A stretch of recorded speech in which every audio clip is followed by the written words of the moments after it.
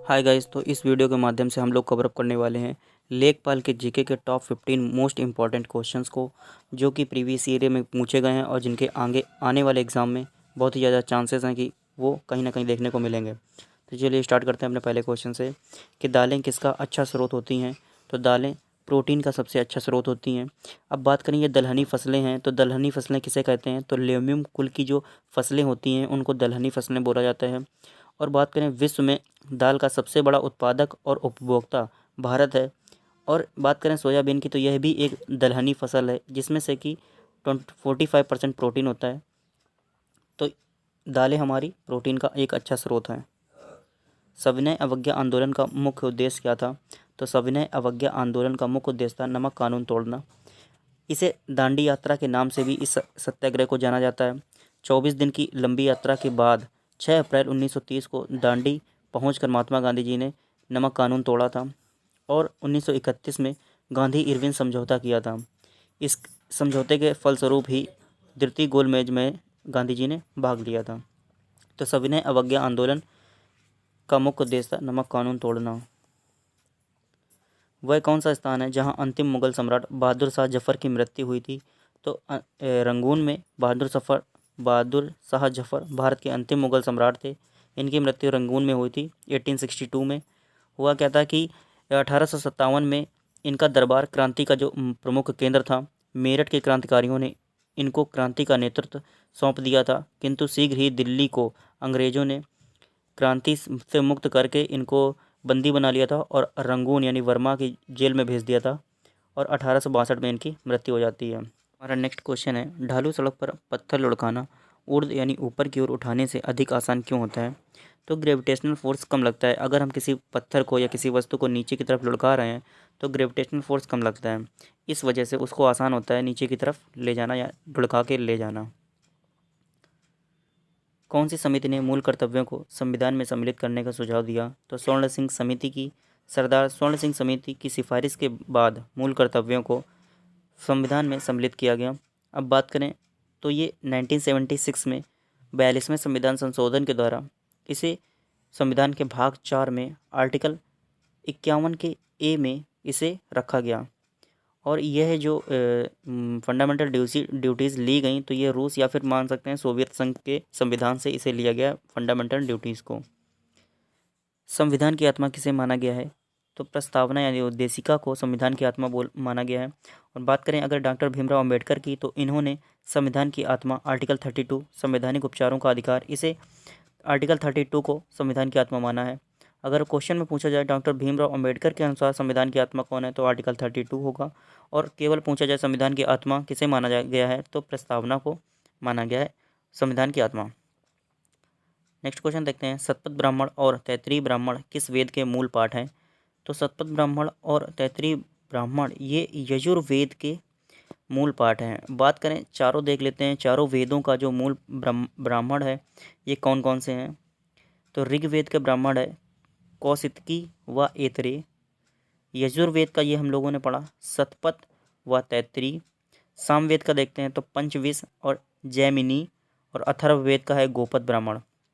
बात करें वेदों की गद्य रचना को ब्राह्मण ग्रंथ बोलते हैं, और ये जो अभी पढ़े ये इसके ब्राह्मण ग्रंथ हैं इन चारों वेदों के। नेक्स्ट क्वेश्चन है, चौरी चौरा घटना कब हुई थी? तो 5 फरवरी 1922 को चौरी चौरा की घटना हुई थी। और 1922 में महात्मा गांधी ने सविनय अवज्ञा आंदोलन प्रारंभ करने की योजना बनाई थी, परंतु उसके पहले ही उत्तर प्रदेश के गोरखपुर में एक चौरी चौरा नामक स्थान होता है, वहाँ पर 5 फरवरी 1922 ईस्वी को आंदोलनकारियों की भीड़ ने पुलिस के 22 जवानों को थाने के अंदर ही जिंदा जला दिया था। इसके चलते महात्मा गांधी जी ने 12 फरवरी 1922 को असहयोग आंदोलन को वापस ले लिया था। तो चौरी चौरा घटना कब हुई थी? तो ये हुई थी 5 फरवरी 1922 को। नेक्स्ट क्वेश्चन है, नेपाल भूकंप त्रासदी के दौरान भारत सरकार के द्वारा संचालित किए गए बचाव कार्यों को कौन सा नाम दिया गया था? तो ऑपरेशन मैत्री दिया गया था जब नेपाल में भूकंप त्रासदी हुई थी। और ये भूकंप त्रासदी हुई थी नेपाल में 25 अप्रैल 2015 को। तो इसे जो ऑपरेशन चलाया गया था भारत सरकार के द्वारा, तो इसका नाम दिया गया था ऑपरेशन मैत्री। बात करें भूकंप की, तो इसका जो स्टडी होती है इसको बोलते हैं सिस्मोलॉजी। जो भूकंप की स्टडी होती है इसको सिस्मोलॉजी बोला जाता है। लोकसभा चुनावों के लिए उम्मीदवार बनने की न्यूनतम आयु सीमा कितनी है? तो 25 वर्ष है लोकसभा सदस्यों का चुनाव का उम्मीदवार बनने के लिए। अब लोकसभा के सदस्यों का चुनाव जनता प्रत्यक्ष रूप से करती है। हमारे रुधिर में यानी ब्लड में ऑक्सीजन का परिवहन एक प्रोटीन के द्वारा होता है, उसका नाम क्या है? तो ये हीमोग्लोबिन प्रोटीन जो होता है, ये इसके द्वारा ऑक्सीजन का परिवहन हमारी बॉडी में यानी ब्लड में होता है। अब बात करें कि इसका अर्थ क्या होता है, तो इसका ये दो अक्षरों से मिलकर बना हुआ हिम प्लस ग्लोबिन। हिम का अर्थ होता है लोहा और ग्लोबिन का अर्थ मतलब होता है एक प्रोटीन, और इसी के कारण हीमोग्लोबिन के कारण ही हमारे जो ब्लड का कलर होता है ये रेड होता है। तो हीमोग्लोबिन जो है ऑक्सीजन का परिवहन का काम करता है। ये हीमोग्लोबिन प्रोटीन के द्वारा हमारे ब्लड में ऑक्सीजन का परिवहन होता है। अंतर्राष्ट्रीय गमन यानी माइग्रेशन क्या है? तो देशों के बीच में लोगों का जो संचलन हो जाता है, तो इसे बोलते हैं माइग्रेशन। एक देश से दूसरे देश में लोगों का चले जाना, इसे माइग्रेशन बोला जाता है। नेक्स्ट क्वेश्चन है एनपीपी से क्या अभिप्राय है? तो नेशनल पॉपुलेशन पॉलिसी, एनपीपी का फुल फॉर्म है नेशनल पॉपुलेशन पॉलिसी। जनसंख्या नीति से संबंधित है एनपीपी यानी national population policy. Next question है मथुरा, डिगबोई और पानीपत में परिष्करणशालाएँ किसके द्वारा स्थापित की गई? तो इंडियन ऑयल कॉरपोरेशन लिमिटेड के द्वारा मथुरा, डिगबोई और पानीपत में परिष्करणशालाएँ ये स्थापित की गई इंडियन ऑयल कॉरपोरेशन लिमिटेड के द्वारा। नेक्स्ट क्वेश्चन है भारत की उच्चतम वार्षिक वर्षा कहाँ पर दर्ज की गई है? तो मेघालय के मासिन राम में भारत की उच्चतम वार्षिक वर्षा दर्ज की गई है। अब बात करें भारत की औसत वार्षिक वर्षा जो है 100 सेंटीमीटर तक होती है। सर्वाधिक वर्षा जो है पश्चिमी घाट, उत्तर पूर्व के हिमालयी क्षेत्र तथा गारो खासी जयंतियाँ पहाड़ी जो कि मेघालय में है, और मासिन राम जो कि मेघालय में है। यहाँ पर विश्व की सर्वाधिक बारिश लगभग 1100 सेंटीमीटर होती है। अब बात करें भारत की जलवायु, तो भारत की जलवायु एक मानसूनी जलवायु है और उच्चतम वार्षिक वर्षा मेघालय के मासिन राम में दर्ज की गई है। तो इस वीडियो के माध्यम से हम लोगों ने लेखपाल के एग्ज़ाम में जो आए हुए इंपॉर्टेंट क्वेश्चन थे, जीके के 15 क्वेश्चन हम लोगों ने इस वीडियो के माध्यम से कवर अप किए हैं।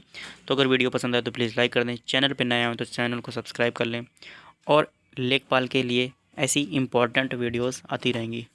Thank you.